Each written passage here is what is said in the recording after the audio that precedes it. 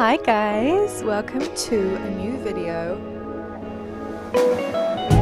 If you're new here, my name is Maya. I am a full-time ceramic artist, and today I wanted to delve into a lot of the beginner potter questions that I really struggle to find simple answers to on YouTube, on the internet in general. So I asked you guys on YouTube, on Instagram. I got a lot of DMs of some of your questions. A lot of them were very similar. I can definitely empathize with the confusion over these things because pottery is such an in-depth skill. People spend their whole lives honing it.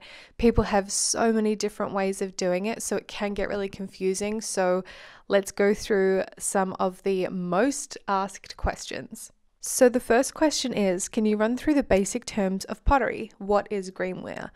So I brought some examples from my outside studio for this. Greenware is a piece that you have made that is not fired, whether it's just been made yesterday or whether it's bone dry, which means that it's completely dry. Maybe it's been drying for about a week. It depends on where you live. But greenware is anything that hasn't been fired. And then bisqueware is something that has been fired once to its matured cone. So a cone is basically what temperature a clay finishes at, is like the best way that I can describe it. So on your bag, it should tell you what firing temperature the clay actually works at, basically. It's almost like, think about it as if there's like a cake in the oven and it's obviously not going to cook until it's at 180 degrees. Or something like that, but then you might have a more delicate dessert or something baking that might be done at 100 degrees. So it all just depends. And if you ever get confused of what you might have fired or what is greenware, then give it a little bit of a... So this is bisqueware, and once it's actually been bisque fired, it's technically a ceramic.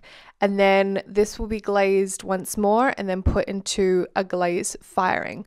So I know that even just that simple question had so many different aspects, but I will be clarifying a lot of the things that I just mentioned in these following questions. So the next one leads quite well into it, and it is, what's the difference between the two firings?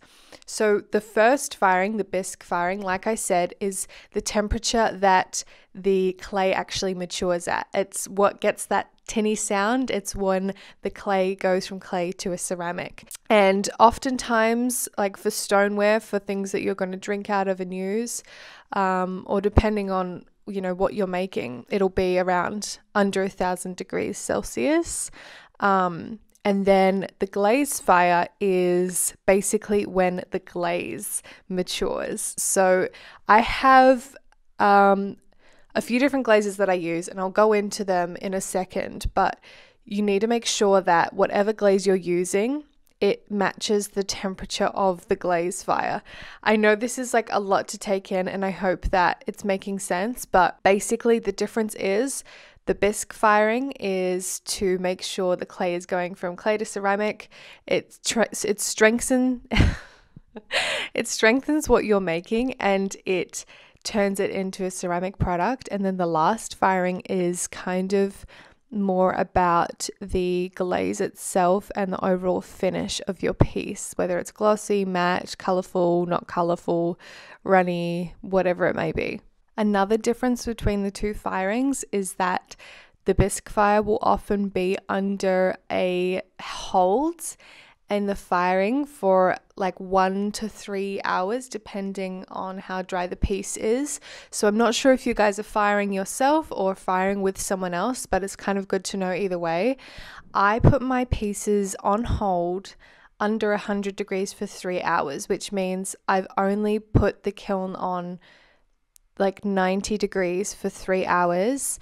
And this is because 100 degrees Celsius is boiling point. So if you happen to have any moisture in your clay and it reaches 100 degrees, it will boil within the piece, and that's what causes explosions.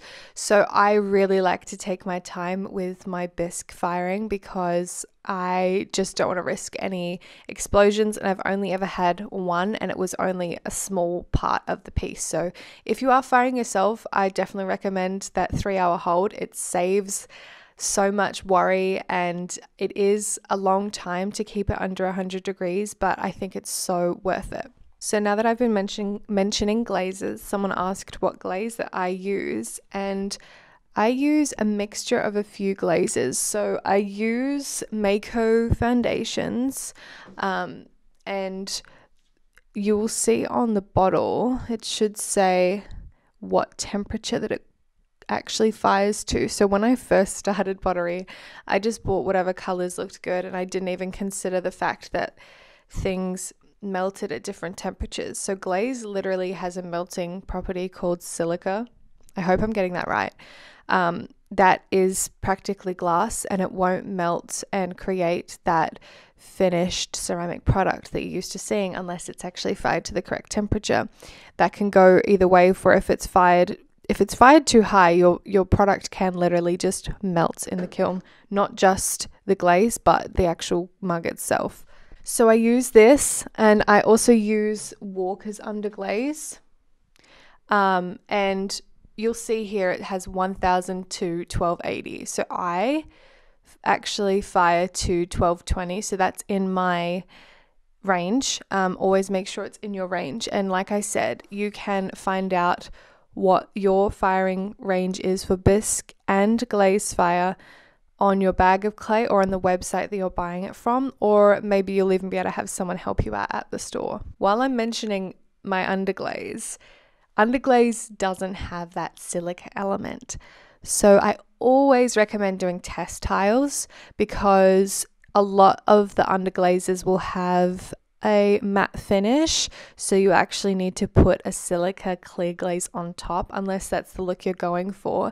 You really have to experiment with glazes. It is like a really difficult process, and it really depends on the kind of look that you want. Like for my pieces, a lot of the time I want the glaze to stay exactly where I'm brushing it on because of all of my patterns. So I need to opt for either a specialty glaze that doesn't melt and move, or an underglaze. So that is up to you guys to kind of figure out what kind of thing that you want. I will show you that this one was done with an underglaze.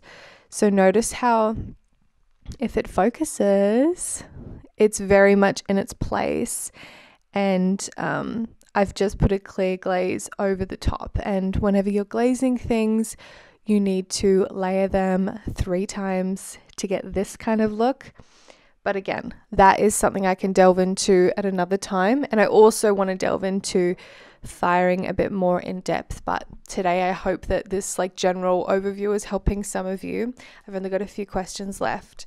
What is the difference between a single fire and a double fire? This is something that threw me for a loop when I first started. I had no idea why some people single fired and other people's double fired, and I still don't have it all figured out. But what I do know is that I have been single firing the last couple of weeks, and I must say, it is a lot easier. So for those of you who don't know, and you're really beginning to start your pottery journey, most things take about 2 weeks to make. So you've made the piece, it dries for around a week until it's bone dry. It's bisque fired, and then glazed, and then refired. So that whole process is around 2 weeks, give or take. Depends on the weather, depends where you live. So a single fire saves you a lot of time. So it's practically when you take your greenware piece, you glaze it like you would a bisqued piece, and then you fire it. And I have my own kiln, so I do all my own firings. And what I've done is I've just started out with that 3-hour hold under 100 degrees, and then basically have done a normal glaze fire after that. So that's gradually building up to the temperature, turning the kiln off, and then letting it cool down for around 12 hours. And it's been really helpful. I wouldn't recommend it if you're starting out, because your piece is very fragile when it's bone dry. It is prone, like if you've got any handles, any attachments while you're glazing it, it's very likely that it's going to come off.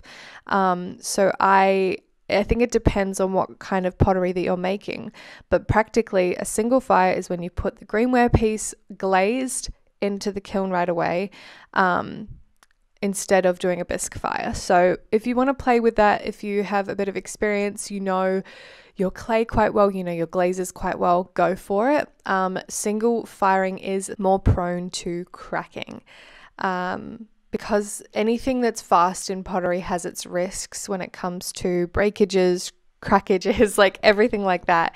You have to be quite patient. But if you want to play with that and you feel really like comfortable and confident in your clay and glaze, I would highly recommend it, because it's saving me a lot of time and I haven't really noticed too much of a difference in my pieces, to be honest. Okay, I know that was a lot of information, but I hope that some of that kind of helped. I really wish that I had just a video of colloquial kind of understanding when I was first trying to learn all of this.